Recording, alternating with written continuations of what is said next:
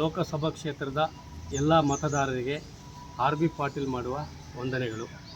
ವಿಷಯ: ಕಾಂಗ್ರೆಸ್ ಸರ್ಕಾರವು ಕರ್ನಾಟಕ ರಾಜ್ಯದಲ್ಲಿ ಗೌರವಾನ್ವಿತ ಸರ್ಕಾರವಾಗಿದ್ದು, ಮತದಾರರಿಗೆ ಕೊಟ್ಟಂಥ ಮಾತಿನಂತೆ ನುಡಿದಂಥ ಸರ್ಕಾರ ಎಲ್ಲ ಸಮಾಜದ ಎಲ್ಲ ವರ್ಗದ ಬಡವರಿಗೆ ಮತ್ತು ದೀನದಲಿತರಿಗೆ ನುಡಿದಂತೆ ನಡೆದು ಅವರ ಕಷ್ಟ ಸುಖಗಳಲ್ಲಿ ಭಾಗಿಯಾಗಿರುವ ಘನ ಸರ್ಕಾರ ನಮ್ಮ ಸಿದ್ದರಾಮಯ್ಯ ಸರ್ಕಾರ.